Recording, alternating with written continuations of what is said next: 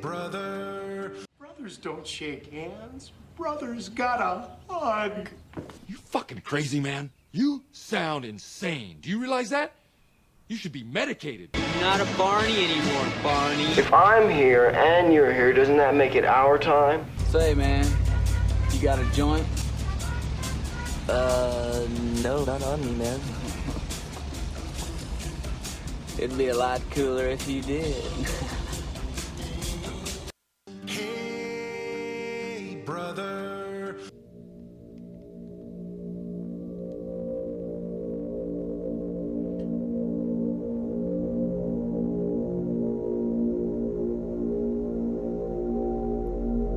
Welcome to episode 8 of Airey Bros Radio with Ben Eddy.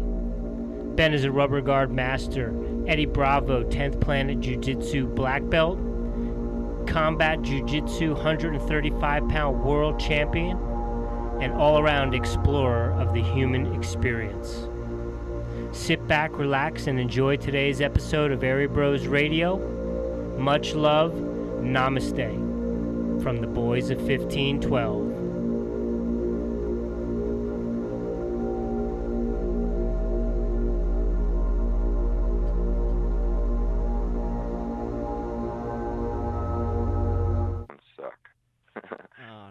My phone just kept on not wanting to call, and so I had to free up some data and turn it off and on and whatever else. No worries. I appreciate you waking up early and joining me and my brother here. Yeah. So, anyway, good to talk to you, man. Yeah, dude. Nice to hear you after so long. It's been way too long. Ben, this is my brother, Rich. Hey Ben, how's it going, bud? Hey there. Heard a lot about you. Looking forward to getting down to a discussion. Yeah, man. Nice to meet the James brother. So get right into it. We'll just hop on. You started wrestling in Oregon, right? You started when you were growing up. You were wrestling. Yeah. I started wrestling. Kind of pretty young. It was just a part of the family naturally. My mom's side all wrestled all growing up, and so they started me out in like little kids club programs like 5 and 6 and 7, those little summer programs or whatever. And then I started in like middle school with like the regular school program. And so I just did middle school and high school, though. I didn't do any college. Did you have any thoughts to doing college wrestling, or was that nothing you were looking into? I would have liked to, but the first college I went to just didn't have a wrestling program. My first year of college was Army ROTC. I had gotten this scholarship to go for the reserve officer training, and I was going to pay for the schooling, and so I was like, okay, yeah, I can do that. Kind of made sense to me, and it also seemed like a physical occupation, and I could do it for a certain amount of time, and then not, and I was going to pay for my schooling, and so yeah, I was thinking about it for that route and for probably multiple other things, but yeah, the school didn't have wrestling programs, so yeah, it was done at high school for me. Did you do ROTC in high school, or was that just something in college? It was just my first year in college. I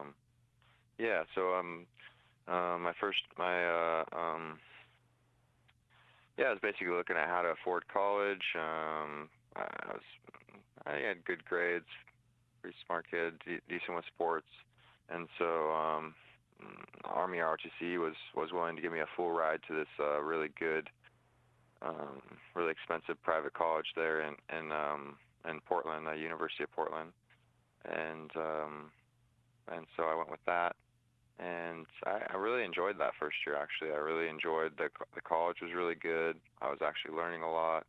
I actually really liked the Army ROTC program. It was fun. It was a cool group of people. I was learning a lot. It was pushing me.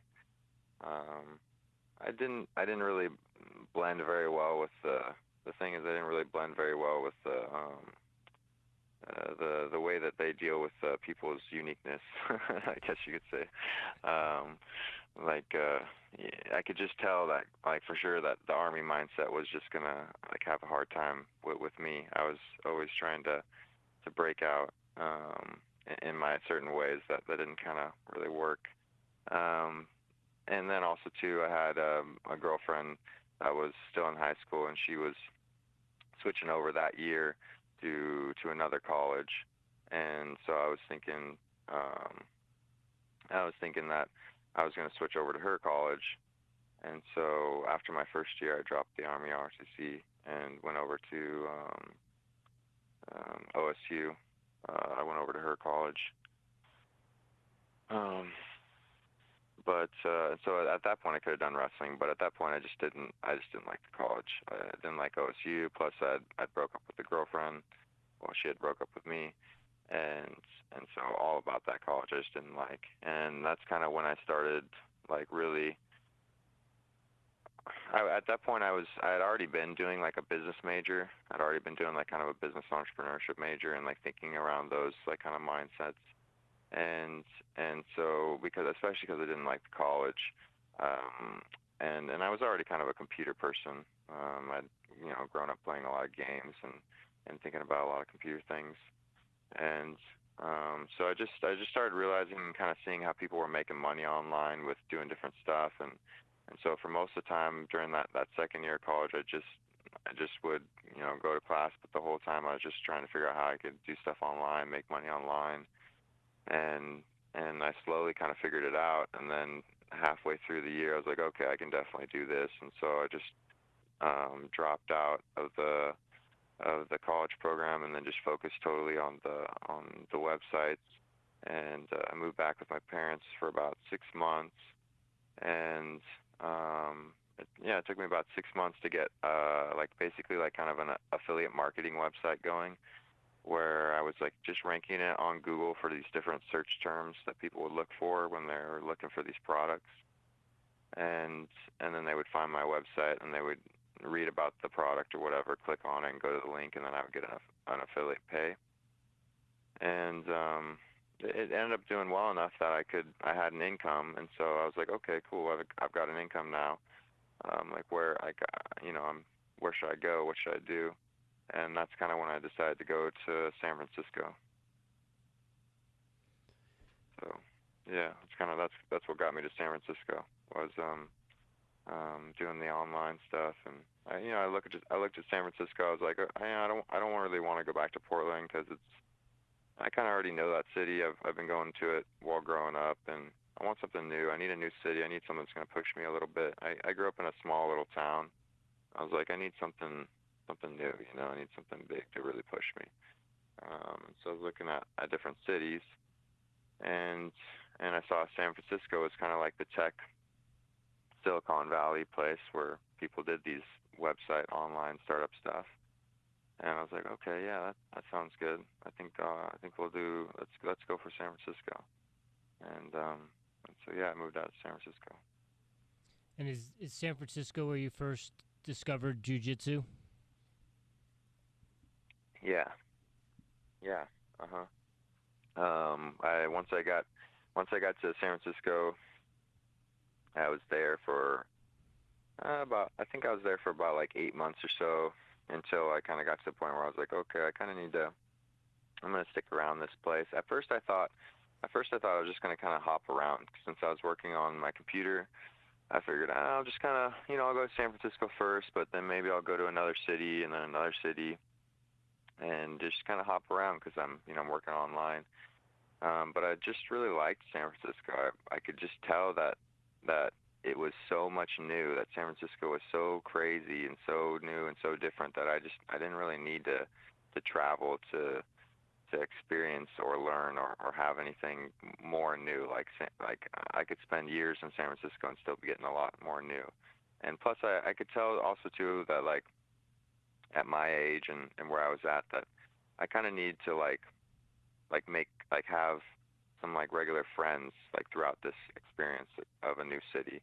in a new place and these new transitions. So I was like, I kind of need to like hunker down for like more like a few years in a place and experience it that way. I think that'd be better than traveling for me.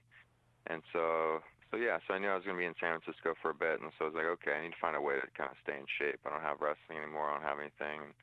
The gyms have never really worked for me. I could maybe, I could start running for a few weeks, and then I'd start pittering out. I could never stick to running or anything, like nothing that wasn't a sport. Basically, I knew I had to have something that was kind of somewhat of a skill or a sport or something I could, improve on. And so I started looking around, and there's really no wrestling past school. There were, and so I couldn't find anything like that.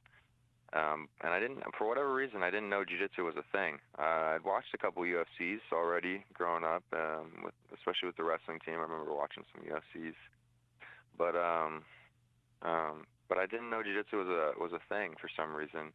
Until I started like really researching around online and kind of seeing that it was a thing. I was like, oh wow, okay, this is basically just wrestling but with submissions. And then I found Denny's school.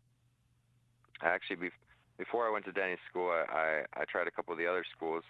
One of them was a gi school. That's kind of funny.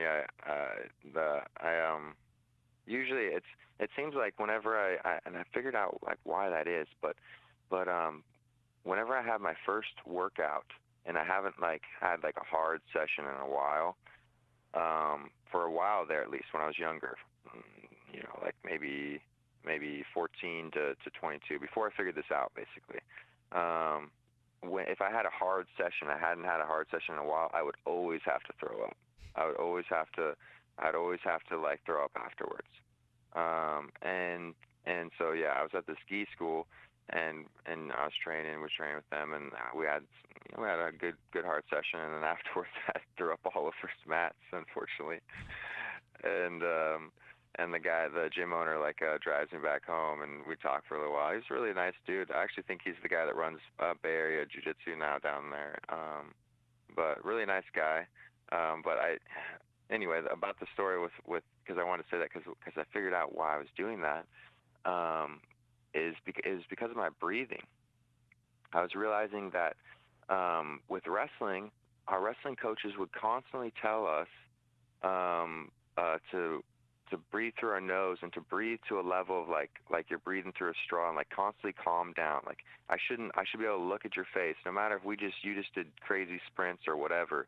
I should be able to look at your face and you look calm and you look like you're not tired and you look like you're barely breathing. Like they're always telling you stop, try and breathe through your nose and breathe as calm as you can, get as little air in as you can, right? And so I feel like I constantly just trained myself like that, in the sense of not taking in enough air. And so when I would get overexerted, I would just literally not have enough air. I'd just be constantly trying to just breathe through my nose, just small and little and nothing.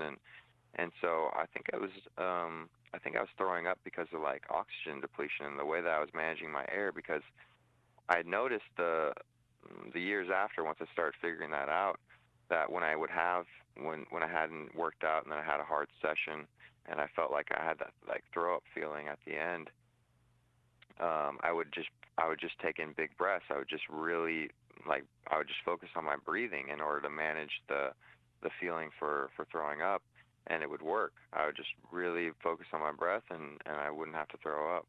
And so it was just a funny little thing, but I think I noticed that it was my breathing that was causing that. Did you figure that out over time, over doing breath work, or did you figure that out because you were trying to calm yourself down from throwing up? I think at that point I wasn't so heavy into breath work, so I think I just noticed it. I think I just mentally noticed it, and I kind of figured out because I really just didn't want to. Every time you just really don't want to throw up, and because I was younger, I was 23. I was maybe 3 years into San Francisco when I figured it out, and I wasn't necessarily that big into breath. I'd always, been cognizant of breath.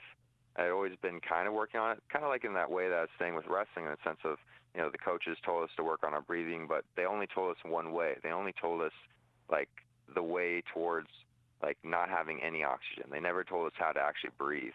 They told us how to like not breathe, but they never told us how to breathe. And so I feel like that's what I kind of noticed at one point was like, oh, I'm just not breathing enough. I'm constantly just not breathing enough. I'm trying to manage myself too much. I'm trying to breathe through my nose too much. And that's giving me like this headache feeling and this need for oxygen that I think is causing me to get lightheaded and want to throw up. And then, yeah, once I started breathing more and focusing on my breath, and I noticed that was stopping that. And so then that actually, I think, kind of kicked me into focusing more on my breath and going, oh, it's not just one rule. It's not just the rule of breathe as little as you can. There's two rules. There's when you do need to breathe in oxygen, and then there's when you need to get it all out. And then that made it something you actually have to learn, because now I have to know the difference. Okay, when should I be breathing in a bunch of air, and then when should I be breathing it all back out? And naturally with Denny there, so yeah, after I did that gi school, I ended up finding Denny's school. And, Denny's 10th Planet, and it's no gi, and so that's much closer to wrestling. And he had wrestling, like King of the Hill takedowns on, like, Tuesdays and Thursdays. So I was like, okay, yeah, this place is awesome. This is definitely the spot. Plus, Denny was, like, my age, and it's really cool vibe. And I knew right away for sure, like, once I started training, that was the spot. But Denny was really into breathing. And so Denny kind of was able to, he'd show breathing stuff all the time, and we'd talk about breathing, and so he put me on to breathing as well. And was there anything that led you to Denny's school? Were you researching stuff, or did you just happen to kind of stumble upon it and then saw that it was no gi? Yeah. It was a lot more like wrestling than the gi stuff, and because I know, yeah, going from the gi to the non-gi, coming from a wrestling background, I really don't have any interest in being in a gi. I'm not a fan of people like holding on to your clothes and stuff. Right, exactly. Yeah, that's what happened was I tried that gi school, and I had that experience, and then I researched a little bit more to see what some other schools, and then I noticed Denny's school, and I noticed that they weren't wearing this gi. And then I kind of read about Denny's history and how it was saying that he was a wrestler first, but then he started training with this Eddy Bravo guy, and they're doing this whole no gi system, and so yeah, I read about the history, and I was like, oh man, this is it, like this sounds perfect. And then I went in, and it was perfect, like it was exactly what I was looking for, because it was a young crew. It was people like 20s and 30s, and it was just like wrestling. But with submissions, and the biggest thing that attracted me right off the bat was I could tell that everybody was still learning, even Denny. Like I could tell that like the sport was changing. Denny was always like super open about stuff. He was always asking questions. He was always open to questions. Like if we thought something could be done better, then he was open to it. He would try it out in front of the whole class, and then he would give you his thoughts on whether or not he thought that was legit or not. And I was like, wow, like this sport's like still changing. And too, like with Jiu Jitsu, you'll take like 3 to 6 minutes or whatever to like teach a move, and there's so many details, and there's so much talk about weight placement and pace and all of that, whereas with wrestling, there's none of that, With wrestling, it's just like shot, reshot, sprawl. It's just, with wrestling, it's really heavy aggression, and it's very, like, short, technical teaching, I feel like. It's much more on, like, cardio and the ability to attack under pressure, and whereas Jiu-Jitsu has pace, and it has more... it's got a little bit more of a flow to it, and I was just kind of noticing that, and also too, wrestling, constantly the mindset in wrestling is that this is a sport that's already figured out, whereas with Jiu-Jitsu, I was feeling and seeing that this isn't a sport that's figured out. This is a sport that's still being figured out, and And that to me is always the most interesting because I just love figuring things out. Do you feel it took you some time to kind of take to that jiu-jitsu mindset of slowing things down and seeing the details and everything, opposed to that wrestler's mindset where you just go, go, go, or was there trial and error there? Yeah. I remember. I mean, I think my personality is better suited to jiu-jitsu, so it didn't take too long. But there was definitely a transition phase where, like, most people there at Denny's place didn't really care for me at the start because I can remember guys like Big Red and a bunch of the other guys that, especially Big Red though, that just like were super annoyed by me because there's certain like parts of jiu-jitsu culture, like higher belts have their own space, like that's like for one. I was like, and that didn't make any sense to me at all. I was just like, I was very aggressive, like I still had that wrestling like aggression, like this is a fight and I'm like coming in, and so I was definitely that like aggressive like white belt for sure, that didn't care about people's spaces and was just like hey, like we're wrestling, like get over it, yeah, it took me a while to like round out. It took me a while to like calm down to figure out this whole pace thing with jiu-jitsu and how, and in this whole like kind of respect thing even too in some ways. I mean, obviously wrestling has respect, but it's like you look at each other and respect each other after you're dead after sprints, not like in between, it's like you try and kill each other in between. Like in practice with wrestling, you're always trying to kill each other, like you hate each other, like you love each other afterwards. You like each other on the bus ride, like towards the competition, but during practice, like you legitimately hate each other, it's like a hard like battle. Whereas wrestling or jiu-jitsu just has a different, it had a different emotion and pace and ability to kind of be friendly while you're rolling, and that took a while. That took a long time to figure out and to see. So Denny let you figure that on your own? He didn't pull you aside and have a conversation when he saw you going berserker in his first couple rounds? No, people would tell me. I mean, I would get told, then that's the process of like slowly learning it out. Denny usually just lets people do what they'll do, but everybody else would tell me, like Adam and everybody else would tell me. And they tell you in their jiu-jitsu, right? Like then, they start, and especially for wrestlers, you get caught in all kinds, like you're always giving up guillotines, you're always giving up like all the things that you're doing wrong because you're a wrestler. And so yeah, a lot of people will just tell you with their jiu-jitsu, but that can backfire a lot on them because they're trying to tell you with their jiu-jitsu, and then that makes them aggressive because they're fighting to like, I'm gonna show this kid, I'm gonna tell him with my jiu-jitsu, and then now you're both aggressive because I'm feeling your aggression, and so then I put some aggression back. So it can take a while to like try and teach somebody that. I feel like that we see that a lot in jiu-jitsu, is we see the person that takes a lifetime to figure out the aggression rule, and to figure out that this sport isn't about aggression. I mean, there's still people you always see the people in class that they might have been there 8 years by now, and they're still aggressive in every role. They still haven't figured out that this isn't wrestling, and so that can be a super hard rule for anyone to learn, really.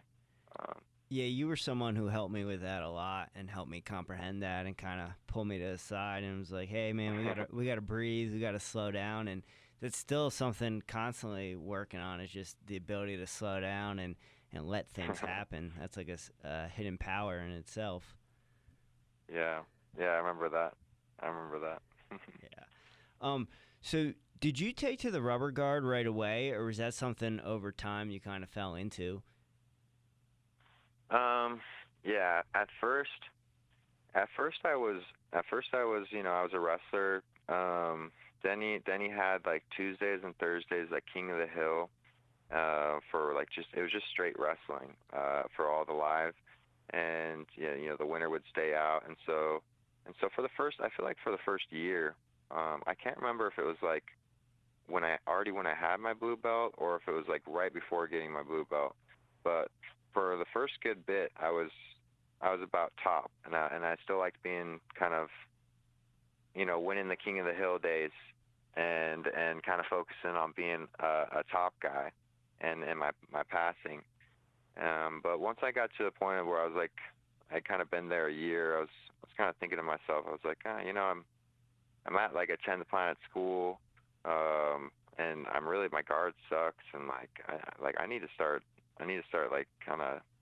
really jumping into the guard. I need to really just spend some time in the guard and just like sell out to it for a while. And so I started playing more guard, and that, I think, just naturally because Denny teaches a lot of rubber guard, and Denny's really good at rubber guard, that I just started picking that up. And then when I started playing with it, the main thing that attracted me to it is just the fact that it's just such a good hold. Like, it gives you so much time. You get so much time to think and to react to what it's like. It's like back control. Like when you have somebody in mission control, it's like you have them in the seatbelt, in the sense that you have that much time to react to each of their attempts to escape. You've really got them in a very strong hold. And so I liked the sense of pace with it. And I always like things that go step by step. I always like step by step by step. And rubber guard was a lot like that. It had each of its steps, and you were going down a certain path, and you had a lot of time. It wasn't stressed. It wasn't. I didn't have to hit things quickly or smoothly. I just had to kind of wait for the opponent to kind of offer up the next. It felt like chess. It felt like we were making moves on a board. Like I could watch them slowly make a move, and I go, oh, okay, you're doing that. Okay, well, let me try and do this. And I like stuff like that. I like slow and controlled like that. So it took a while, but I started really liking it. And then it was just really, really hard. It was like everybody just wanted to smash it. Everybody just wanted to break through it. And I was noticing that everybody I talked to and everybody I was around, they were more about smashing rubber guard and how good they were at smashing it than they were at playing it. Like almost no one in the class played rubber guard. Adam did, and Denny did, and there were definitely some guys, but most everyone was about how good they were at smashing it. And even at different other 10th planet schools, or how I was seeing in the system, I wasn't really seeing many people play or make rubber guard work. I was mostly seeing people just offer up ways to beat it. And I was like, man, this is supposed to be one of our main 10th planet staples, right? This is supposed to be like one of the main 10th planet games, is this rubber guard. Why is everybody telling me all these different ways they can beat it instead of like ways that it works? And so I think it just at some point became like kind of a personal like kind of mission for me to make it work, And so yeah, I remember just like in all of my live roles for like a good blue belt to purple belt. Yeah, it was really that phase from blue belt to purple belt, where I was just like, I just wanted to make it work. If I was able to get you down to mission control, or if I was able to get you into closed guard, it was my goal that if I ever got anyone to close guard, or if I ever got anyone to mission control, that it had to be over. Like I had to get them. I had to submit them, and it was my job to like improve the finish percentages there. To the point where, like, if I got you into mission control, it was over. It didn't matter what you did. Like, I got you that deep, in the sense of, like, I got you in, and I got a seatbelt on you. If I got you all the way to the point of getting you to a seatbelt, my finish percentage should be high. And I wanted mission control to feel like that and to be like that. And I wanted to see if I could even make it like that, because everybody was saying that they could beat rubber guard, And so that's when it kind of really became a mission for me. And I just liked it too. I think naturally the spot really kind of catered to my personality. And also my flexibility. I've always worked on my flexibility and my length. Naturally my length is pretty good for rubber guard too. So while I was selling out with that though, I think what really sold it for me, what really like made it my thing was once I was a purple belt, Eddy was getting ready for his rematch with Hoyler, and I was seeing that. I was seeing all that stuff that was happening. I was seeing how it, I was like, damn, this seems like this is like a once in a lifetime thing. Like Eddy getting ready for Hoyler. There's so many people that are going down to HQ to train with Eddy. There's so much energy. Like I got to be down there. I got to see this. I got to be around this because this is only going to happen once. I got to witness this. And so I decided to go down to LA for a month and to be around Eddy, leading up to Metamoris. And while I was down there training and feeling it out, Eddy invited me to compete in EBI 1. And that performance in EBI 1, actually even at HQ, that's where I came up with that move, the Hindulatine, the like leg in like guillotine.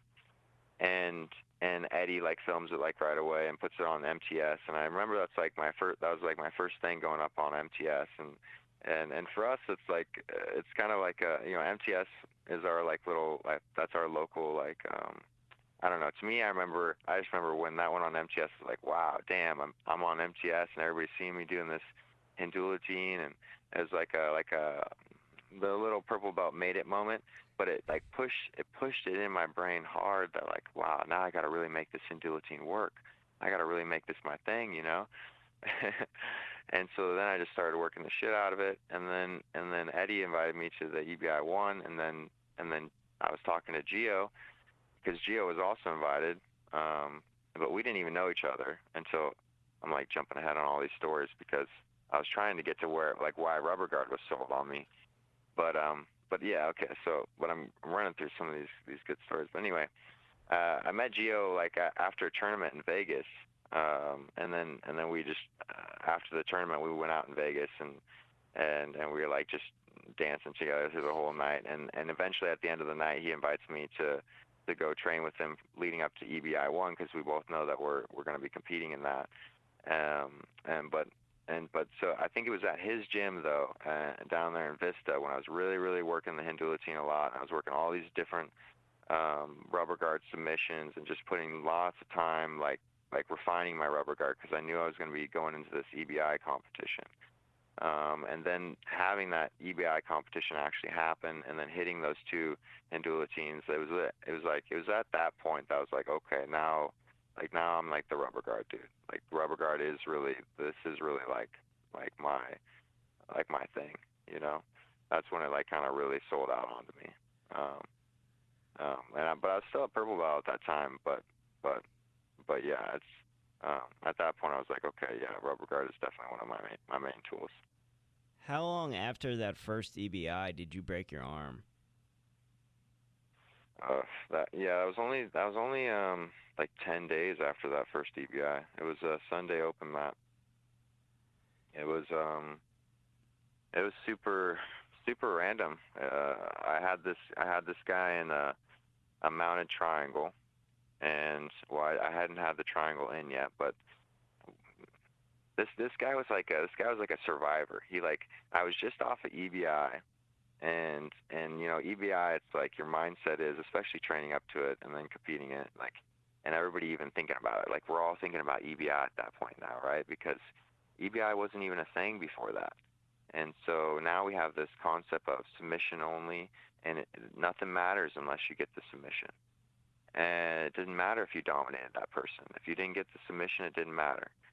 And so I could feel that was changing our training, like in the sense of like you might have dominated me that whole role, but if you didn't submit me, then we were equals, And so I was rolling with this guy at open mat, and he was just like really good he was just focusing on defending. I could just tell in him that he was like, man, if I just survive, then Ben Eddy's got nothing on me.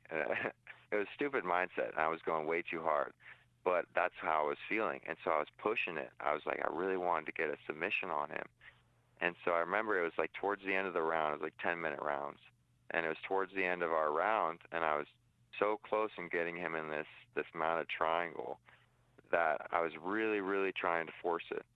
But basically, he just had one arm that was still like kind of left out, and I was just using my forearm as like a fulcrum, kind of naturally as we usually do, to try and get the triangle in.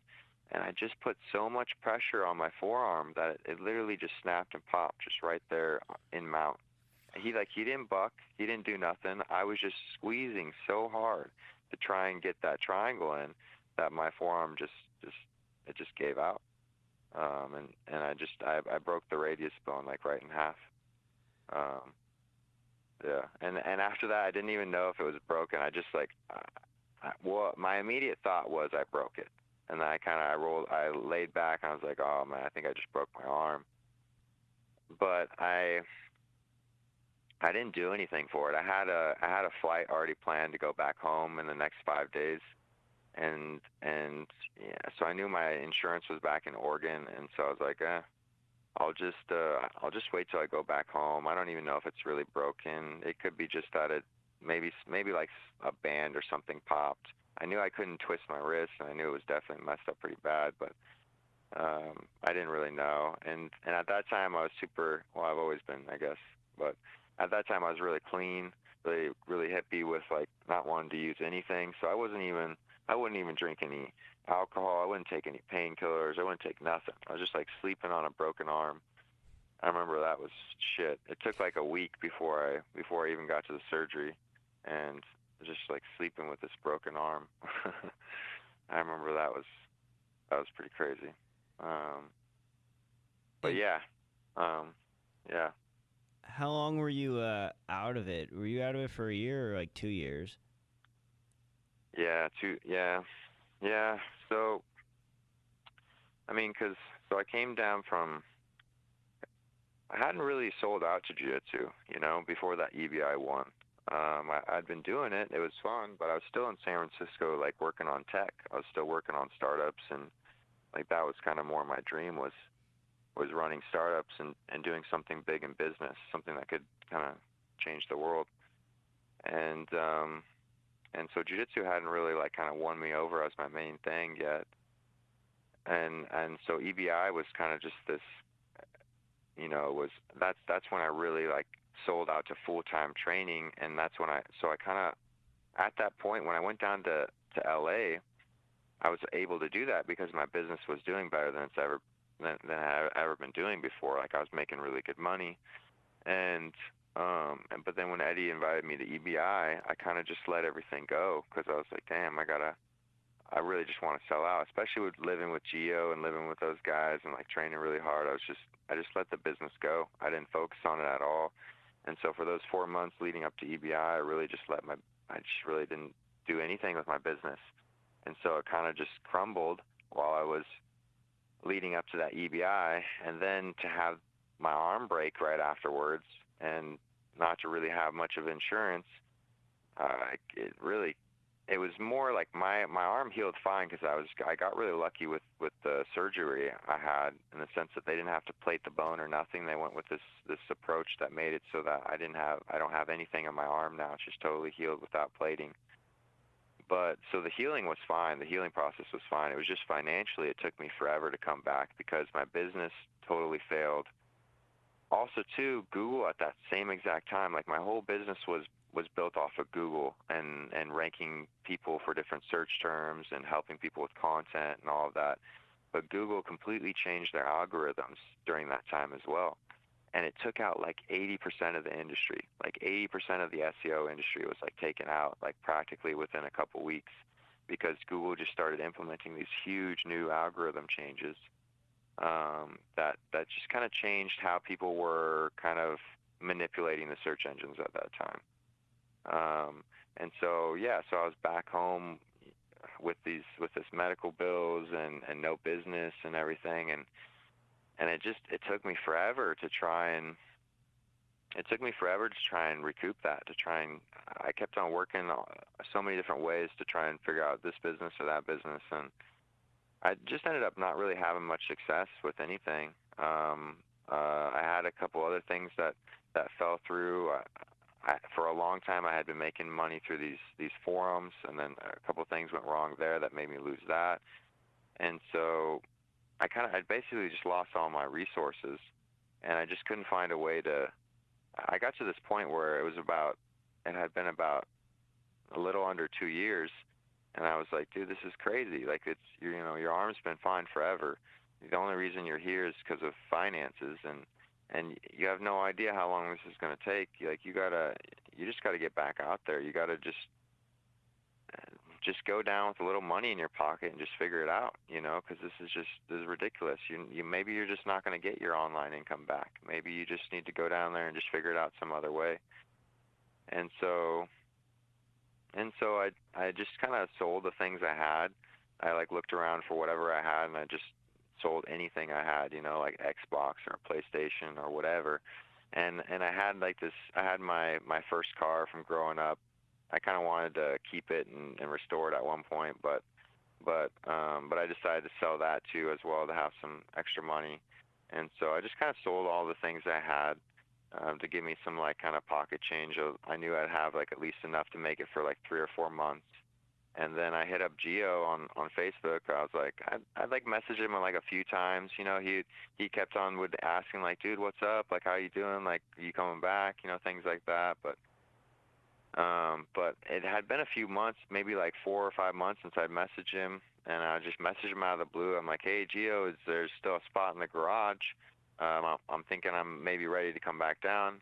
And he's like, oh, what? Really? Okay, yeah, hell yeah, man. We still got a spot. Sometimes I'll still go back and look at those messages from that time. That's something I like about Facebook Messenger is it saves all this. It saves all of our messages from all these times. And so we can still see how we were messaging at these times. But anyway, so I just kind of hitchhiked back down to the garage in Oceanside. I knew I had about 4 months in my pocket. You seriously hitchhiked from Oregon? Yeah, I did. Yeah, I hitchhiked. Yeah. That's crazy. Had you done that before, hitchhiking? Yeah, a little, but not quite like that. Not that far. I hadn't hitchhiked that far, no.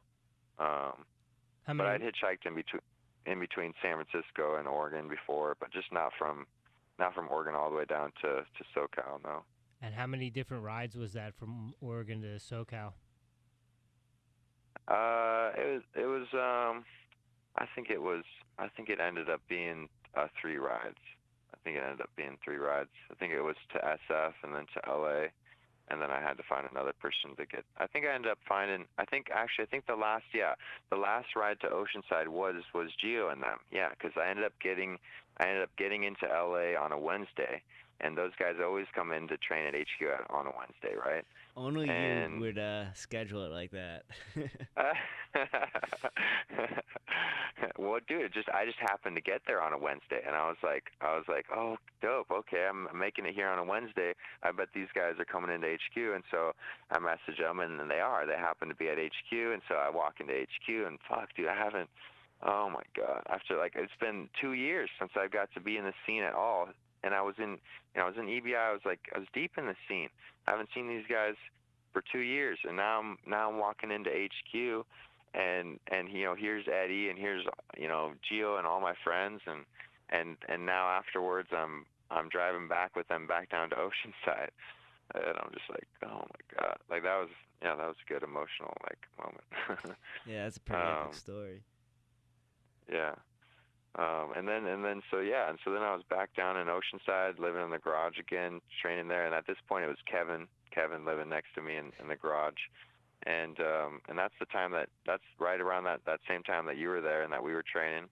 And it was those first 2 years, it took 2.5 years or so until I finally was able to kind of get back to, to doing well and to having some good matches. But yeah, it was that phase right there, those Vista days, and then eventually it switched over here to Oceanside. But yeah. on that road back, was it hard not to get discouraged? After taking 2 years off, and then you're back right in the lion's den with all those killers on the reg.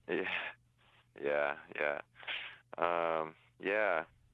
It was at home. It was tough at home, not being able to. I don't know. I kind of went back to my. I've always had like half my brain sits in the tech world, and half of it sits in this jiu-jitsu world. And so there was a part of me that was like, okay, I'm getting to get back into tech, and it was craziness for me to switch off of that after EBI won. Like that was very hard for me to take because I was like, man, I just had this big moment. Like I felt like I was on top, and I wanted to take that somewhere. And then that all got knocked down, and I knew I couldn't do jiu-jitsu for such a long time. So that was hard to take. But at the same time, once I took it, I kind of just put my head into the tech world again. And so I think I kind of consoled myself with that in the sense of like, okay, I got this time with tech. I think I consoled myself honestly too much with that in the sense that I just went hard into tech, and that's why it took me, like when I got to that 2-year point, that's why I had to kind of wake myself up and go, dude, you stayed in this hole too long now. Now you got to get back, So I don't know. I never get too down on things, but I just kind of let them change me, and that kind of let me like get heavy back into tech again before I kind of came back down to jiu-jitsu, but also kind of really let me understand what jiu-jitsu was for me and where, how much I needed it and how much it was. It helped me once I came back to Oceanside, because the tech hadn't worked so much, I knew that I was going to be selling out to jiu-jitsu at this point. At this point, jiu-jitsu was going to finally become my number one. Like even at EBI 1, jiu-jitsu wasn't my number one. Like tech was my number one, But once I came back to Oceanside the second time around, I was like, okay, jiu-jitsu is now your number one. Like you need to make this work with jiu-jitsu first. You're gonna keep looking into tech. You're gonna keep reading online. You're always gonna be, this is an interest for you of what's happening in the world and how it can be changed. So that's always gonna be a part of the equation. But your number one now is gonna be like jiu-jitsu, and you got to make it work with jiu-jitsu. And so that was a big switch for me.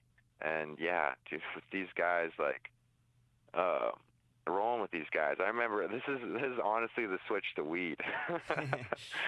because dude, if I wouldn't have started smoking weed, I would have quit for sure. I would 100% quit, because I remember just rolling like night after night, day after day with these guys, and it felt like I would get so close, but yet then they would use one of their like superpowers in order to beat me.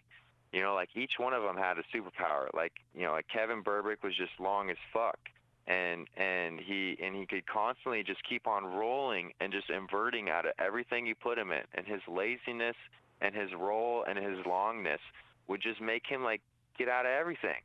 And I kind of, in my brain, I just thought about them, each one of them as having their own like little superpower, because they do, like each one of these characters at the top, they have like their thing, Whereas me at that point, I was just so logical. I was just so like kind of logical, technical, like I was the computer robot, And so I was approaching the sport still from the kind of like the standpoint of like, oh, what's the best? Like, what's the best move? What's the best path? Like, I know we can figure out, come on guys, we can figure out what's the best path here. We can figure out what the best techniques are or all of that. Whereas, I was a strategy kind of person, I was a logical kind of person.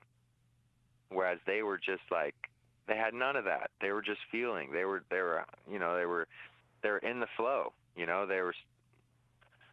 They would come up with the answers in the moment, and I just wasn't like that. And that really, once I had started switching over to smoking, which just kind of happened naturally, accidentally through that brownie incident. Yeah, why don't you get into that brownie incident, Ben? Okay, all right. Well, all right. So then we'll step back. Yeah. Well, okay. So down here in Oceanside with these guys, I mean, context on these things. So my whole approach in general, man, it's hard to give context. You have to drop back a lot. So if we're giving context on my approach to psychedelics and these kinds of things, I have to drop back farther. So maybe we'll build up to that. But this is how I'm going to drop into that then. Growing up, I was really religious. I went to a Pentecostal church, and it's the kind of the kind of church where you talk in tongues and you run around the aisles and it's a very, very, you pray for miracles, and it was a very lively belief-based church, you know.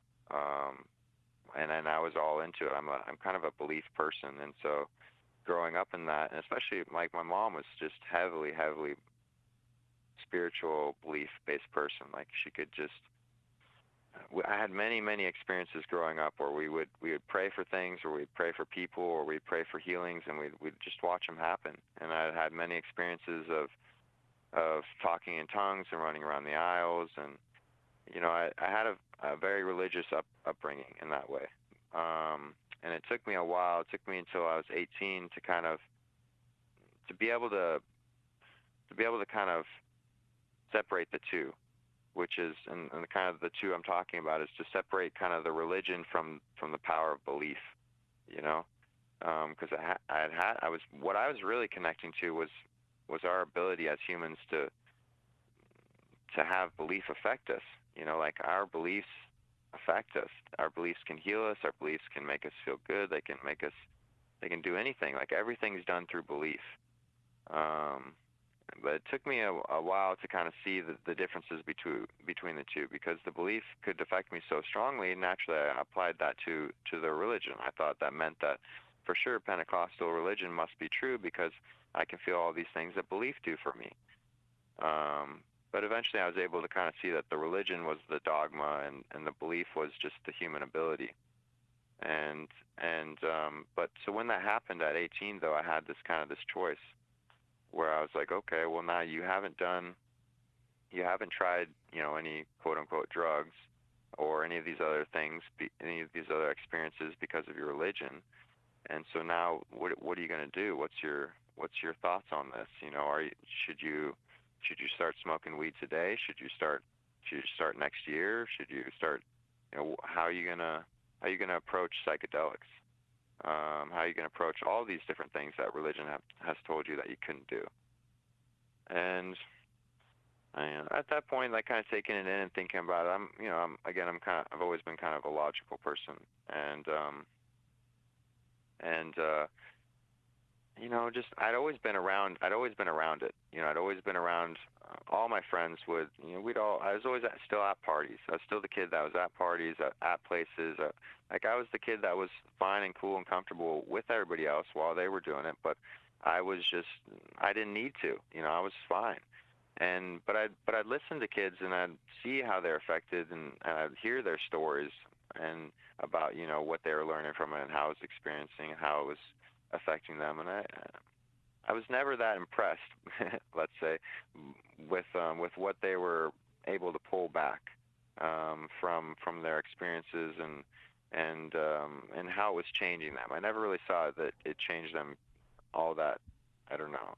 It never really impressed me. It seemed like to me, I did see some positives and some interesting things, and I saw them change. But I noticed that I was already there. I noticed that I already had these changes. I already had these thoughts. I already knew these things. And so I thought, for me, in my sense, I was like, I think what I need, I think what will be more important, like I'm really interested actually in these psychedelics. I actually really want to see what they'll do. But I think what will be the most effective is if I have a more stronger like baseline, if I have a better understanding of like sober reality, you know. And so at that point I was like thinking, I think I need to spend more time with it. I knew there was this line. Like I just felt like, man, there's this line of you before you ever try anything, before you try any substance, and then you after you try the substances, you know. And because you're going to be forever changed, you're going to be forever different after that line. And so anything you want to figure out about the world or yourself or life before you've ever touched a substance, like this is your window. That window is now. And so use that as its own experience, in the sense of like, there's going to be a you before substances and there's going to be you after substances, you know. And so I just decided that I wanted to actually kind of use that window, and so I played with things more like meditation, and I really got into meditation a lot. but anything, even just like not even just like regular life. Like I wanted to just like approach things for a while, and so I felt like it was the right time where I understood. I wanted to know myself. Like that was the biggest thing. I felt like if I didn't know myself, or if I didn't know the world, then how would I know how the psychedelics were changing me? Because I didn't have a good control. You know, if we're like running an experiment, you have to have a good control. You know, and I didn't know myself yet, and I didn't know the world yet, and so I was like, I don't have a good control yet. And so I wanted to wait, basically, and so that was kind of my approach that I kind of took with these things. And so and I was really interested. Once I started meditation, I was really interested to see, man, can I have experiences like everyone else talks about, but just in meditation without any substances? Can I do it all on my own? Can I reach these types of perspectives only on my own energy, you know? And even before I've tried them, you know, and so that it became kind of like a challenge to me to see if I could reach these other altered states, but without the substance. And so I approached it first through meditation. I spent a lot of time through meditation. I guess we're jumping back up now. Now we have the baseline. Before we jump back up, did you ever reach those states when you were meditating? Yeah. Yeah, and so it took a while. It took a while to to get used to meditation and to really drop into it. But once I started getting really comfortable and actually having meditation as a good skill, I think I would say around like maybe 25, 26. Like I'd been doing it for a long time. At first meditation takes a long time to figure out like what you're even doing there, you know, or how you're even using this thing, or how you can even sit for an hour and be fine with that, or what you're even supposed to do with that hour, or, you know, am I supposed to just have nothing in my head? Is it cool if I think about everything, and then, okay, cool, now I can go an hour with nothing, and now I can go an hour with everything, but what does that mean? And it took me a long time to get to a point where I was actually, where meditation finally became a state where it was a tool, you know, where it was actually a new kind of state. It was a place, it was a little playground, you know. It took a while for me to be able to sit and then go, and then, man, like even like right now, I can just, because I've spent so much time now, I can just act like in my brain that I'm entering meditation, and I just get so many nice positive like vibrations, because it's like, oh, I'm going to enter that state. You know, I'm about to enter the meditation state. In the sense of, it's a nice like little warm kind of pool. It's a nice little place where I get to, I can visualize, or I can not. I can do everything, or I can do nothing. And it's a dream state in a way, but it's a waking dream state. But it took a long time to get to that point. But yeah, once I did get to that point, I was able to. I remember one experience that stood out to me. Was kind of I remember like it basically had to do with how much I could feel. Like I was, at that point, I was focusing on, because I put to myself different types of challenges, or different types of things to like try and feel or do, you know. One of the constant challenges that was kind of more of has always been kind of a distraction, I would say, is the one that everybody wants right away, which is, you know, like leave your body, like have a third person experience, you know. And so you're always sitting there like trying to have this, like, to try and reach like where you have no more mind and you're reaching this third person. That I never reached that, at least not before psychedelics. But I would give myself other challenges. I think way too much time. If you like, that's the thing. Something to learn is, don't put a lot of time into that one. 'Cause that one's just, you can't do that one. That it's not one that you do. It's one that just happens to you. You know, it's not one that you can actually just do. It just happens to you. But you can do other ones. You can do things like feeling, especially feeling-based ones. So one of them that's nice is I tried to. At one point, I was in really deep meditation, a good hour in, and I was trying to imagine that I could just feel the whole room. I wanted and that's what these things are too. Is they're good little mental triggers. Like people call them mantras, or people call them all kinds of different things. But sometimes you come up with a good little thought, a good little line that allows you to try something right. And so my thought was I wanted my skin to feel like it was about 7 inches wide.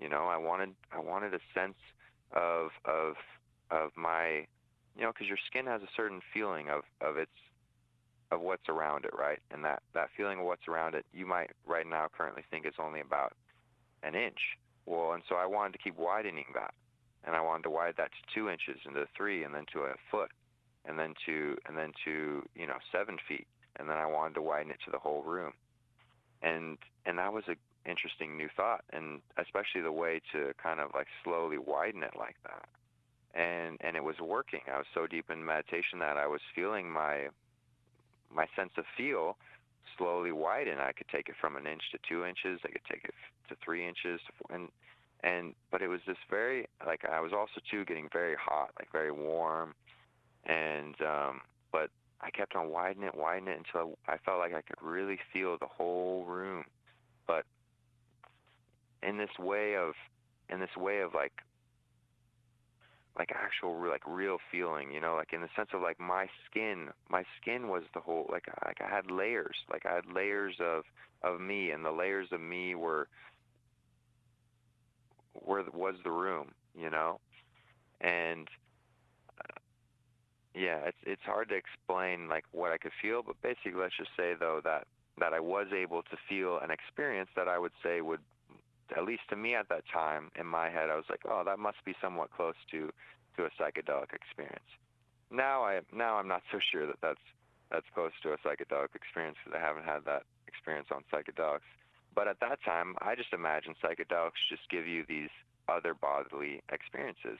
And so I imagined anything that was out of body or anything that was different than normal was close to psychedelic. And so I remember, yeah, that was definitely one of them.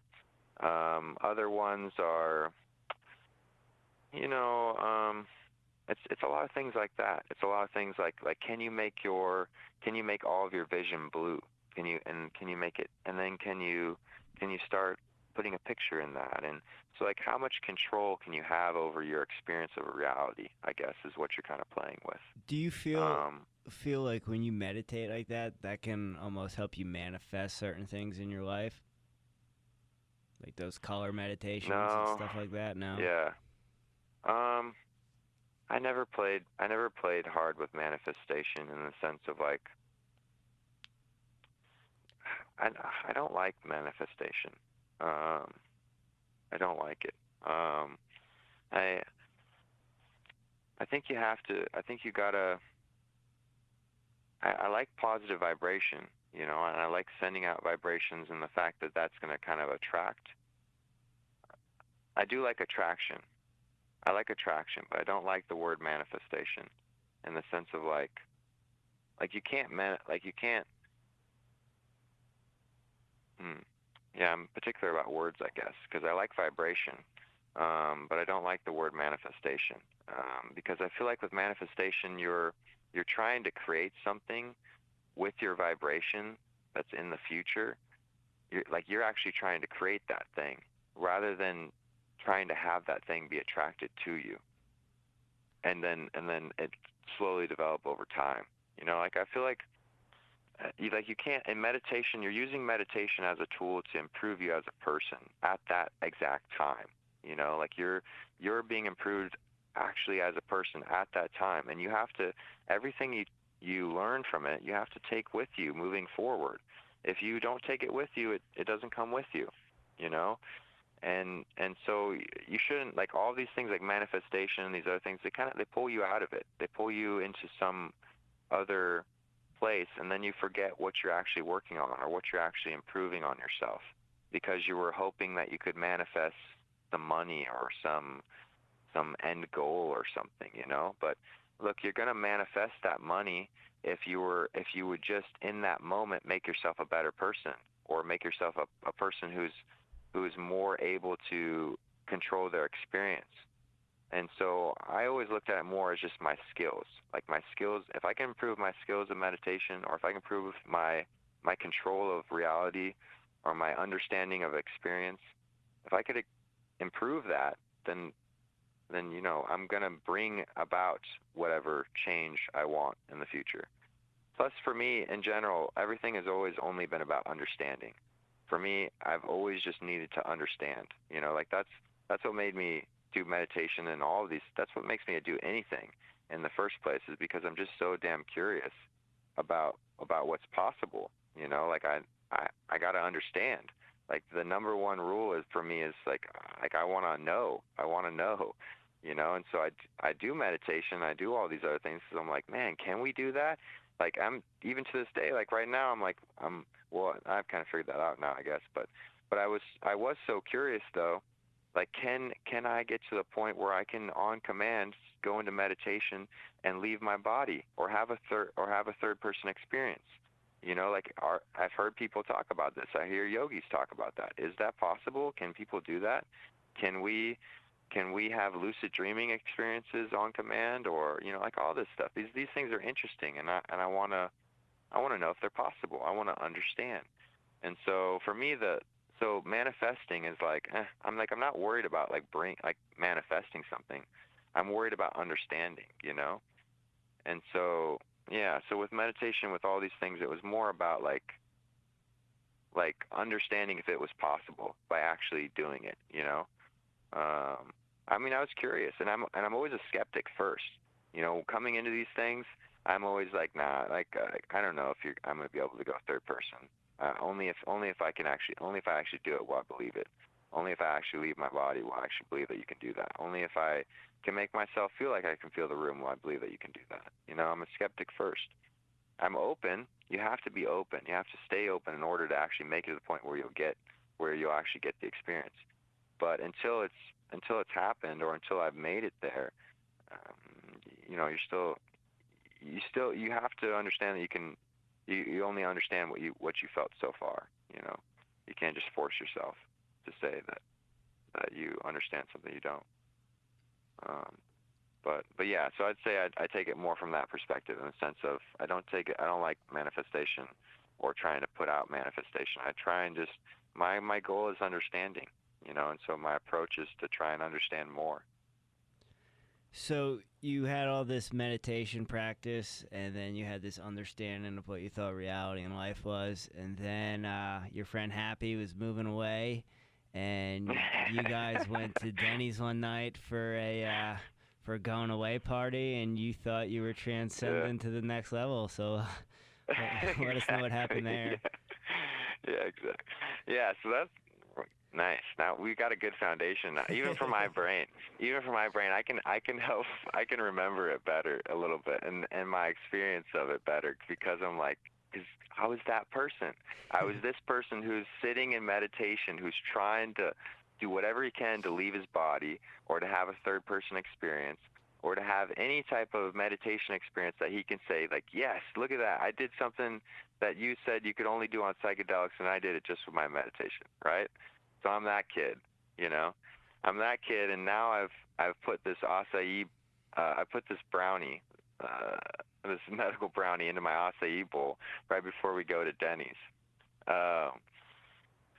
And okay, I gotta calm down now so I can get back to the story. But all right, yeah. So basically, I had been so good about these things before this, because I hadn't had any. You know, I'd always been around weed and been around everyone that's smoking constantly, and yet I had never had an experience. So I was good at understanding what kind of cookies and brownies and everything else were not the ones that you should eat, right? But for whatever reason, I didn't pay attention with this brownie, and I had put it in my acai bowl, so I couldn't taste the difference. And then we went off to Denny's, and that's when it started kicking in. And so I'm like sitting at the table, and I'm like talking with Gio, and for whatever reason I start noticing that I'm getting a lot of energy, and I'm talking with Gio, and I'm like, and this conversation's starting to get a little like heated, like I'm starting to put this energy into like almost like an anger towards him. I'm like talking like kind of heavily, and then I'm like I let him start talking more, and I kind of check myself and go, dude, what is up? Where's all this? What the hell's going on? What's all this energy coming from?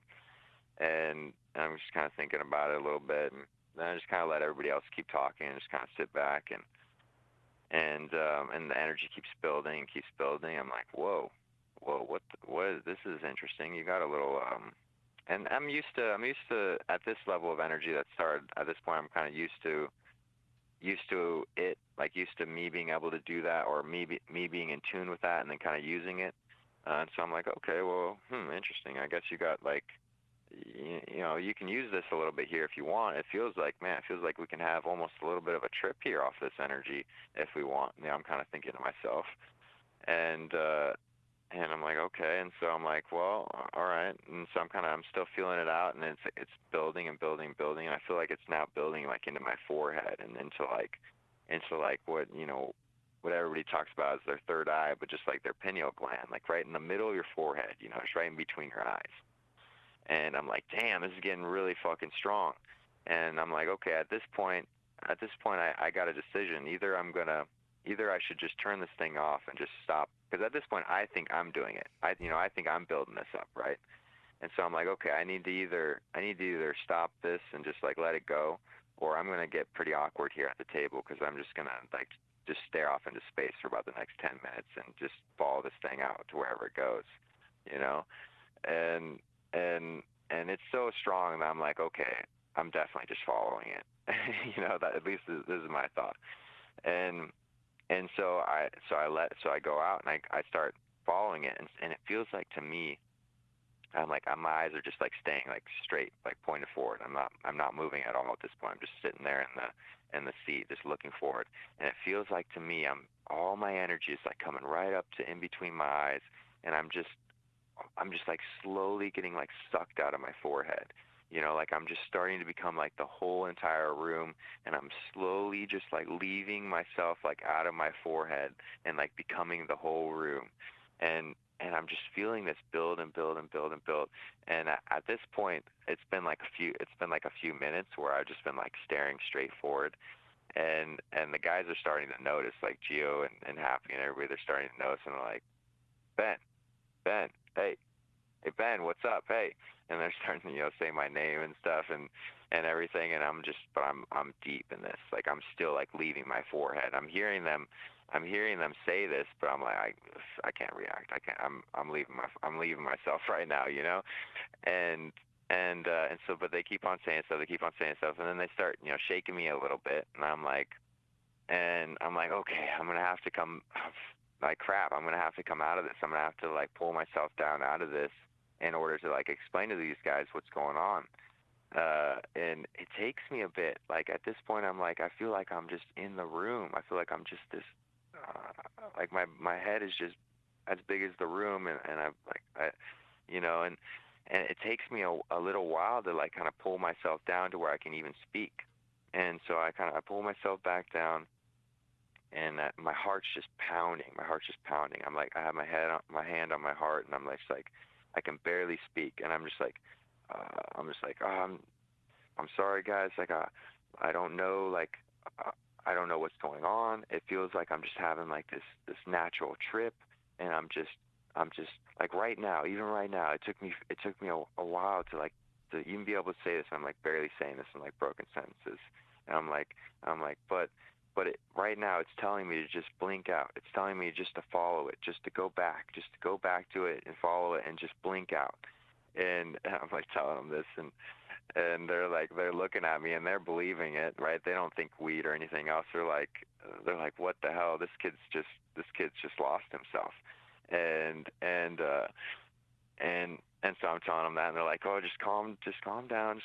Do you need, and like Happy's like, do you need some air? You want to like go and like, let's just walk around. You need some air. And I'm like, I can barely process anything at this point. And I'm like, yeah, I don't know, dude. I don't know. I just know that like right now, it's like all this energy that I have. I just have all this energy, and it just wants me to just follow it. It wants me to just follow it and just like leave and just like blink out, you know, and so, but eventually I end up standing up. They talk me into standing up and going outside and walking around with Happy, which, you know, now I'm just only walking around with Happy and like, you know, Happy. So that was interesting in the sense that Happy's just like almost helping it. Like Happy's like excited that this is happening and that I'm having this natural trip. You know, we still think it's a natural trip.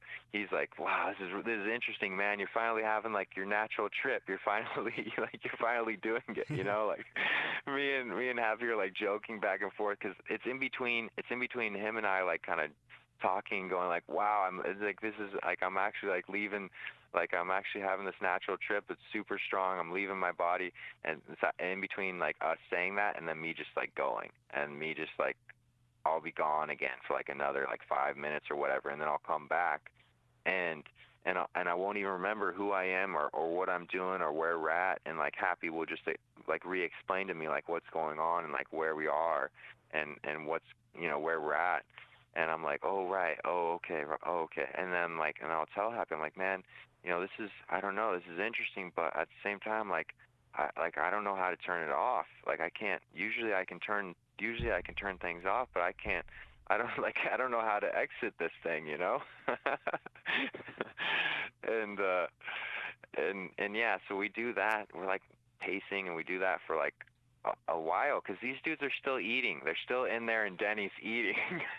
You know, and I'm just fucking on this trip, and so it takes a while for them to finally come out of Denny's, and for us to finally start heading back home, and now we're driving back home, and I'm still just like, this thing just keeps on telling me just to leave my body and just blink out, and I know Gio's like sitting next to me, and Gio just keeps on like calming me down. He's like just stay here, man, just stay here. Like none of these guys have figured out yet that like I'm on weed. No, none of us have. Nobody even thinks to question that. They just think that I'm having like a schizophrenic like experience or something, you know, like I just like lost it, you know. And so of course that's not necessarily helping either. and so that ride home feels like forever. And then we finally get back home, and I remember like we get back home, and Gio finally, once we get out of the car, Gio finally thinks to ask, like, wait, hey, Chris, did Ben have one of those brownies? And then I'm like, and now I remember I had the brownie. I'm like, yeah, I did have one of those brownies. And he's like, oh my God, those are marijuana brownies, Ben. You're just high. And then everybody just started busting up laughing. But I'm not laughing, because I'm like, I'm still like, I'm like, no way. I'm like, no way this is weed. No way this is marijuana. Like, this is something else, guys. Like, I'm on something way more, because no one's ever explained to me that it's this fucking intense. No one's ever explained like these kinds of stories to me about weed. Of course, it's because I had a brownie, though, a huge brownie with my first experience, so that's why it's that strong. But for me, while I'm still on it, I'm like, Jesus, this is ridiculous. Like, no, it's got to be something more. But anyway, I end up then becoming basically the show for the rest of the night inside the fighter house. I'm just like walking around, figuring myself out, and everybody's just having a lot of fun watching Ben Eddy have his first marijuana experience. So I remember after that you pretty much kind of dived right in the weed game. I think I was gone by the time you started playing around with mushrooms, but kind of talk to us how you kind of led down that path with psilocybin and psychedelics. Right. Yeah. So I had I had this brownie experience, and it was extremely intense. It ended up lasting about 3 days. Like, I didn't feel I didn't feel like back to a normal person until the fourth morning, until I woke up on the fourth morning, you know. And I actually felt like, wow, okay, I think I'm actually back to like sober now. Like I think this is like just me again, you know. And it was a long ride. And then I make that post, that Facebook post about my experience, because I know that everyone I've talked to and everyone that knows me up until this point has known that a part of my character and my personality is that I've been waiting until a certain point to start smoking, you know, or to start playing with psychedelics. So it's like, it's not that I was this person who was never going to do them. It's that I was waiting until a certain point to do them, you know. And so I just wanted to tell everybody and tell my friends, like, hey, okay, this is what happened. Like I've started, you know. And so I explained the story and stuff, but yeah. And so, but at that point, I'm kind of taking it in. I'm kind of thinking about it. I'm like, well, okay, I wanted to kind of, I waited all this time to plan my first experience, you know, and then my first experience was unplanned, you know, and so that was an interesting part of it. I was like, well, okay, you've now technically started, you know, and you started in a pretty heavy way, and so what does that mean? So are you now going to go ahead and start smoking and start your psychedelic journey, or are you going to still wait? And you know, thinking about it, I had already been kind of thinking that it was the right time anyway. At that point, I was 27, and staying with these guys down here in Oceanside, and everybody smokes, and everybody is, you know, it's a good atmosphere. It's a really good culture and atmosphere for me to smart, and for me to be able to kind of like, I knew it was the right place, and I was already thinking that it was the right place and the right time. And so the fact that I had this brownie experience and that I dropped in that way, I was like, okay, yeah, like this is like, yeah, it's time, dude, you know. And so it ended up just kind of being a thing in my head of like I was kind of appreciative for the fact that I had that my first time was this surprise brownie experience, because it made it such a funny, like, huge event for me, like a huge experience. And so I was like, okay, yeah, this is just right. It's the right time. And that's also my personality. My personality is always kind of go big or go home. And so I kind of kept that same mindset going in with weed as well too, in the sense that, I mean, these guys almost don't even really smoke that much flower. It's all the dab world out here. So I started with dabs right after the brownie Jesus, experience. bro. Uh, Edibles to dabs. yeah, exactly. And so I started with dabs, and I can remember that those first few experiences, that like the first, I mean, of course, the first couple months is all going to be an entry point, but even like that first week, in the first like few times with dabs, it was just, man, it was just like the brownie experience, but it was like the brownie experience for like, you know, 3-4 hours, and that was such a trip. I remember I would like the first dab I took, let's say, I remember I was lost. I was lost in the cough experience for a good 30 minutes. Like my whole world was the cough. My whole world was that. And so I finally remembered that I'd taken a dab. And then I remember I was sitting there for a little bit, and I remember, okay, some people have said that music is nice, and so I hit play on a song. It's about all I could do is hit play on my playlist, and that just set off the whole rest of the night, in the sense that every single song was a whole new world. It was a whole new trip experience.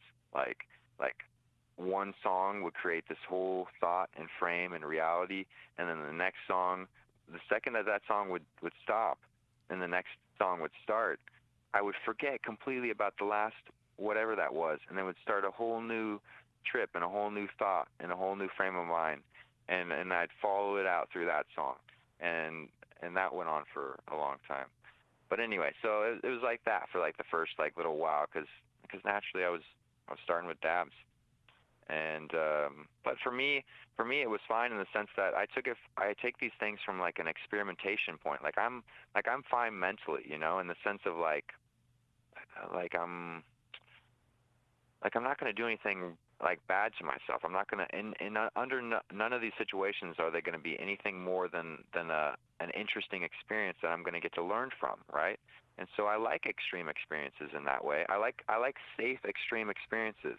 You know, if it's safe, if I know it's safe, then it can be extreme. I'm down for it to be extreme because I understand it's safe. And so, you know, yeah, of course these dabs were extreme, but they were safe. They weren't going to do anything to me. They were just going to blow my mind, right?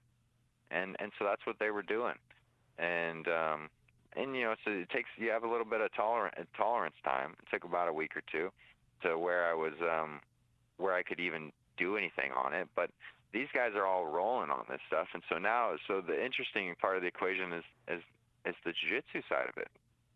Now I'm going to jiu-jitsu practice on dabs, and it's still my first, like, second week into it or whatever. And it makes jiu-jitsu practice like a whole fucking movie, like a whole experience, like, oh my God, like, and so like those Vista days, like you were there through all that stuff, you know, like and so like those roles and those experiences at that gym while I was that high, man, it just felt like a movie. Like every role felt like its own movie. Because everything is so intense. Everything is so you're riding such a wave. Like with weed, you're riding such a heavy wave. Like it just like drops you into an ocean and you're swimming, you know? And you got to find your ability to swim.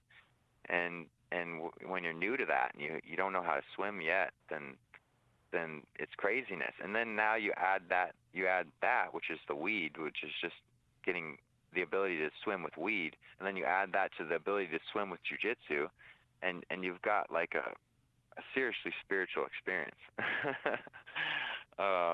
But what that did to me, though, because remember from before I was saying, like, man, I was getting to a point there at the Vista gym where I was feeling like I was maybe going to quit, in the sense that it was getting so frustrating to me to go against guys like Kevin and Gio and Chris and all these guys constantly, and just get beat all the time and just not be able to figure out how to beat them, like logically, like with a better attack plan. Well, now there is no logic. There is no attack plan. There's just flow. There's just you in the ocean swimming, you know?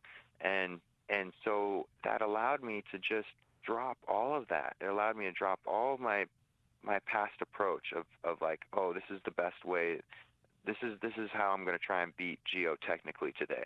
You know, no, like we're just going to slap, fist bump, and we're just going to start swimming, you know, and I'm not going to have any thoughts. I'm just going to be swimming, you know.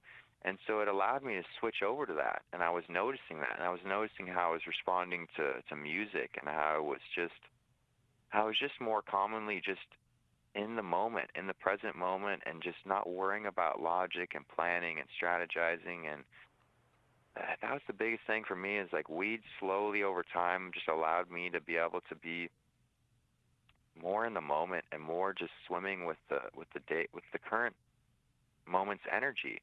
You know, like be able to ride the wave of the current moment and not need to anticipate, like not need to hesitate, just need to go with the flow. It really taught me that so much, especially because I could see that so much in guys like Gio.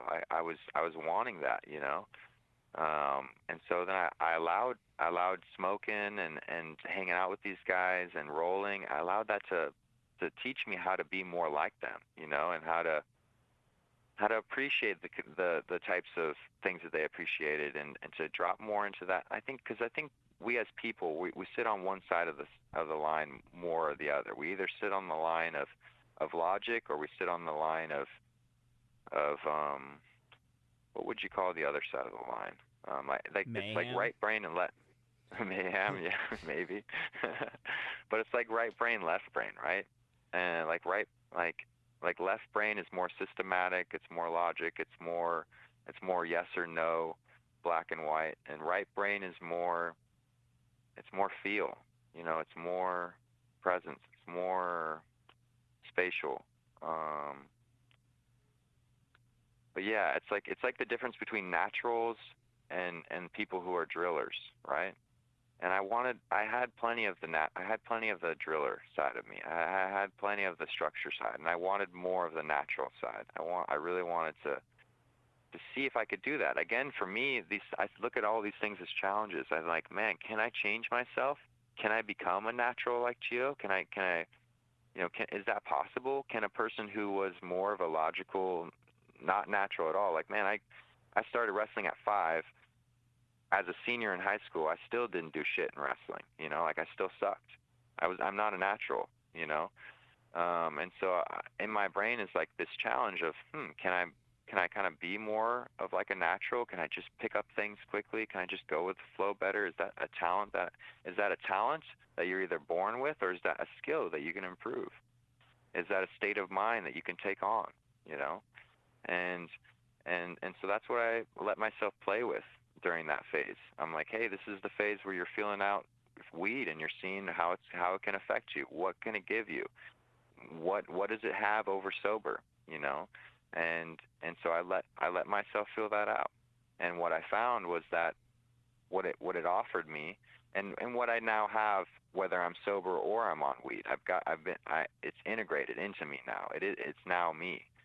But what it offered me as a training tool, and what it brought me to, was an ability to flow, an ability to accept the unplanned, you know, to accept not needing to plan, to not need to strategize, and even to be able to see that that's the better way, you know. Yeah, it gave me all of that. Weed was such a big teacher, such a big teacher. Do you still use it today on the reg when you're rolling? Today, at this point for me, weed is it's off and on. It's like it's more social. It depends on what groups I'm with. You know, if I'm with groups that aren't smoking, then I'm not smoking. If I'm with groups that are smoking, then I am smoking. Because I wanna join in on the vibe. I think it's kind of that thing of riding the wave, right? And so, but naturally, we're not riding our own wave. We're riding the wave of wherever we are, and so where we are is quite a lot has to do with the people that are there. And so if they're riding the wave of THC, then I like to ride that too. But if we're not riding the THC wave, then I stay sober and I ride that wave as well. It depends, you know. If I have a pointed task with a pointed end, then I'll use the right tool for that, you know. And in that sense, I think weed is really nice for like Sunday open mat, you know, and whether or not I'm around people who are smoking or not. Like just me personally, I think weed is great for like physical activities.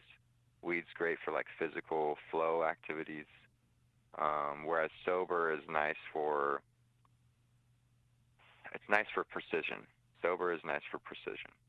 Nothing is gonna beat a sober mind when you're talking about calm precision. Because naturally, there's a bit of an ocean, a bit of a wave for any kind of substance, because it's the substance. You're feeling something. So, but yeah, that's how I use weed now these days. It's more, it just depends on the group I'm with, the wave I'm riding. Is it the same kind of mindset when it comes to dosing or taking psilocybin? Yeah. Well, let's ride the story up until psilocybin, I guess. Right? That'll probably make the most sense. Yeah. How I started with the mushrooms. Yeah, we got about 15 minutes left here, so I just want to make sure we get in all that stuff. Oh, right. Okay. Yeah, then that story will probably be too long. Okay. Yeah, well, okay, what should we get in then about psilocybin? Well, I would say... let me just ask you this. Is psilocybin your main medicine that you use, your main psychedelic? Do you mess with any other psychedelics? Have I messed with anything other than psilocybin? Yeah, or do you frequent anything other besides psilocybin? Well, I like my approach of breaking it up into pieces in the sense I'm trying to understand each of these, and so I got to the point where I knew I was ready. It was a transition phase right after I got my black belt, and I was about to start traveling, teaching seminars and stuff, and so I was like, oh, this is the right time to try mushrooms, to try psilocybin. It's a good transition point. And I was on like a really long fast. And I decided to break it with a fast. But then I allowed myself to just feel out only mushrooms for that coming year, you know? And I think that's super important if you're trying to feel things out in that way. Like, I'm actually trying to understand psilocybin. I'm actually trying to understand what it does to me, what it can offer to me, how I can use it. So I didn't want to just, I used weed for a certain specific amount of time, like the 2 years. I dropped into just only weed. I didn't try anything else. And then I had a window for psilocybin, and that's been this last year. But towards the end of this, within the last four months, I've after having a good 7 or 8 months of seeing what psilocybin can offer. I've also tried. I've had DMT through the vape pen a few times, and then I've also had acacia, which is the Egyptian DMT experience.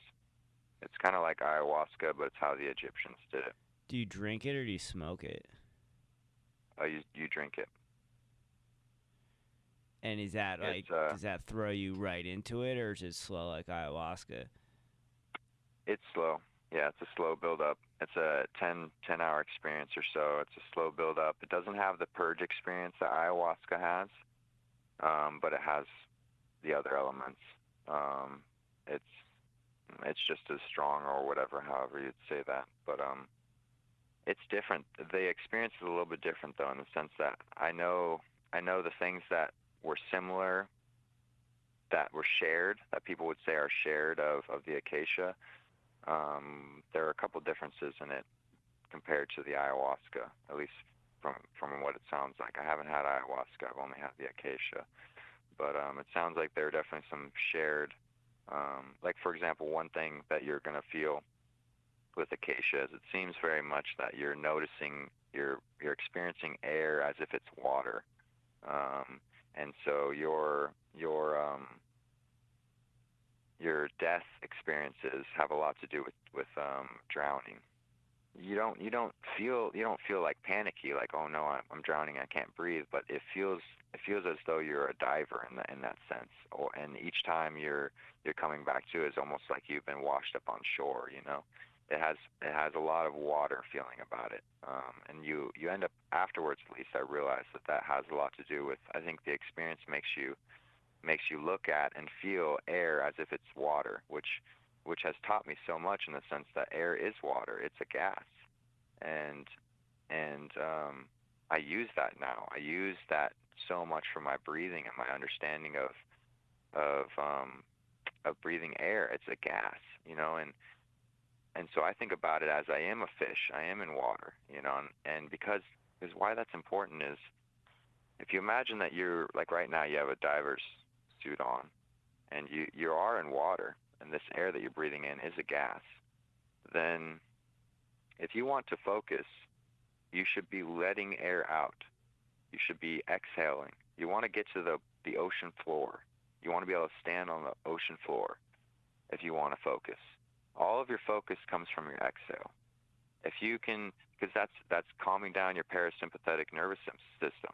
If your exhales take longer than 7 seconds or longer, then now your parasympathetic nervous system is calmed down, and that's going to give you inert focus. But I think about it as if I'm a diver, in the sense that I'm blooping out air. I'm dropping. If I want to do activity, or if I want to expend energy, then I need more oxygen, because oxygen is energy. And so then I'll start breathing in. So then I'll start rising up. If I want to just stay centered, then I need to find out how I can keep the same exact oxygen level, right? I'm trying to stay at the same levels. And so we're always managing these oxygen levels. And these oxygen levels, as they go up and down, that's us bobbing up and down. And that changes your focus. That affects you so much. And so, yeah, that really helped me with understanding this concept of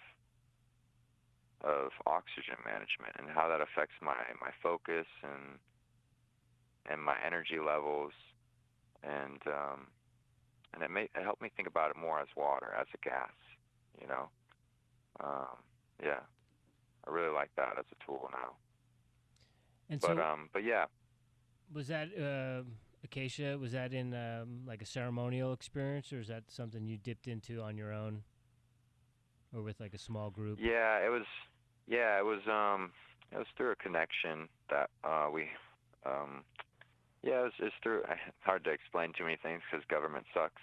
Yep. But it was with a group. It was with a couple individuals who've kind of made it their life's mission to understand sacramental rituals that different societies would do. And this one guy in particular, it's been his whole life's learning to just travel around reading the actual text and trying to figure out, okay, how did these Egyptians actually make their DMT experiences? That's written on all of their pyramids. That's written on all of their texts. Like this was the main thing that these dudes were doing. You know, that's why they built the pyramids.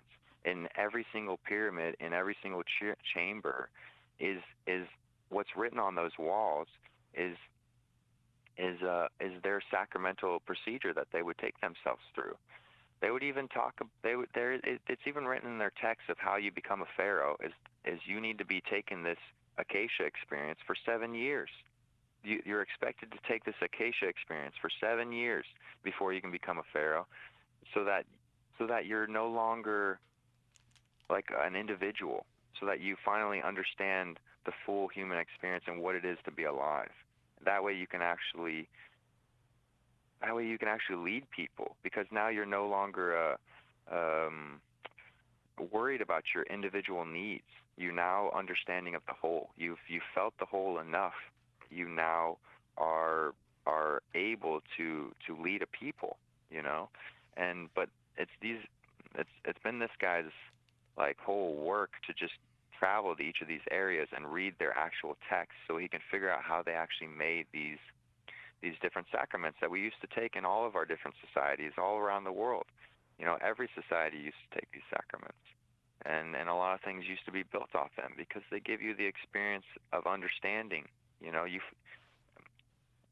we can understand it logically already. Like everything I learned and these like even this Acacia experience, it didn't tell me something new logically, right? That everything is one, that we're all connected. You know, that death is just really expanding back out into full consciousness. And it didn't tell me, like, that wasn't new, but it let me experience that. It let me experience that in my body before I die. And so I feel like what these things offer you is experience. They offer you experience. They don't offer you new logic that you could never get some other way. They don't offer you new understanding that couldn't be told to you in words, but they do offer you the ability to experience it for yourself, and that's really profound. That's what I needed. That's what I wanted. I think that's what we all want. I think that's why that's what this is for. That's all there really is experience, you know. And so that's what those things offer. That's what any of these things offer. They offer levels of experience that you just can't get in your regular day-to-day walking. Did you see any kind of connection when you started doing psychedelics and your upbringing of growing up in a ultra-religious kind of environment? Did you have any connection back to that as you started psychedelics, or not at all? Yeah, I think what that ultimately really gave me, growing up in that environment, what it gave me was an ability for belief, an ability for acceptance, like to be able to the strongest tool, I think, and my strongest personal trait, I like to kind of think of it this way, is my strongest personal trait is once I know something is the way it's going to be. You know, like let's say, for example, I just stepped on the mat for combat jiu-jitsu and I'm about to have a match, and I just slapped hands and now the ref says go. Like, okay, I'm about to have a match. Accept. Like, nothing I can do is going to change that. Like, we're gonna roll now, and so accept that. So accept it fully and then go. So for me, there's certain, you know, like after I get off of this podcast, I'll have a choice of what to do, and then I'll be locked in. Oh no, I've got a million choices. What should I do? But right now I'm on the podcast, and so I can accept that I'm on the podcast, and I can just go all in. And so it's like things like that. Like it's acceptance is key, and I think that's what really taught me the religious experience growing up like that. Is it really taught me about belief and acceptance, and that's what I've always used the most, and that's what I think I use really, really well with these psychedelics. Is, you know, look, if you're gonna have that mushroom experience, if you're gonna eat the mushroom, you should sit for a little while first. You should sit in meditation. You should get to a point where you really accept it and you really want to have that, and because what's going to mess this up for you is doubts. What's going to mess this up for you is questions and just not willingness to accept it. You need to be willing to accept, and I think that's what those experiences did the most for me is an ability to accept and also ability to have felt at a young age a religious experience, a spiritual experience. I think a lot of people, when they're coming into these psychedelics or anything, any kind of like, you know, high emotional state experience, because you can feel out spiritual. I did, right? Growing up with these Pentecostal, I experienced these spiritual experiences completely sober, and so I think that's what we're talking about is a spiritual experience, you know, and so yeah, I think naturally I had already had a taste of having spiritual experiences. I had a strong taste of it, and I had a taste of that while I was completely sober. And so, yeah, I think it definitely set the line for me to be able to accept and be comfortable and understand each of these other experiences. I've never felt, every time on each one of these, when I drop in on mushrooms, when I drop in on weed, when I drop in on acacia or DMT, every time it's been like, wow, this is what it is, really? This is what it is? Wow, okay, this is great. This is beautiful. This is amazing. You know, yeah, it's always been nice. It's always reinforced the beauty that I thought was there, but it's helped me experience it in a different way and from a new perspective. Nice. I appreciate your perspective and your outlook on things, and as always, Ben, it's a trip talking to you, and I'm super stoked that you got to share your story with us and your perspective on things. But thanks for coming on here with us. We appreciate it. Oh man, thanks guys. Thanks for having me. This is a fun talk. This was fun. I got to this was nice to kind of relive in a way. I like how it. Well, yeah, I like what we got. I'm in a good mood. I'm in a good feeling now.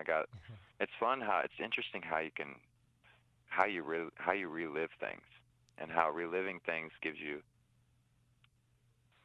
interesting perspectives and feelings. Like it's so crazy how much you can bring up feelings again. But yeah, thanks guys. Thanks, man. When are we gonna see each other again? What are you up to? You're in Colorado? Yeah, I'm in Denver right now, going to school out here. Okay. We've been talking about trying to make it out to SoCal at some point, but yeah, I need to see you sooner or later, dog. Yeah, I'll probably end up coming out to Denver at some point for sure. I think we got schools out there, and there's a lot of things happening out there naturally. There's a bunch of different people and things going on out there, so I think I'll end up making it out there. Yeah, dude, and if you ever need a place to stay, dude, we only got an air mattress, but you can always stay with the Airey Bros. All right, awesome. All right. I will definitely hit you up. Right on, Ben. Thank you very much. Awesome talking to you. Have a good one. All right. Later, guys. Take care, All right. Ben. Have a good one.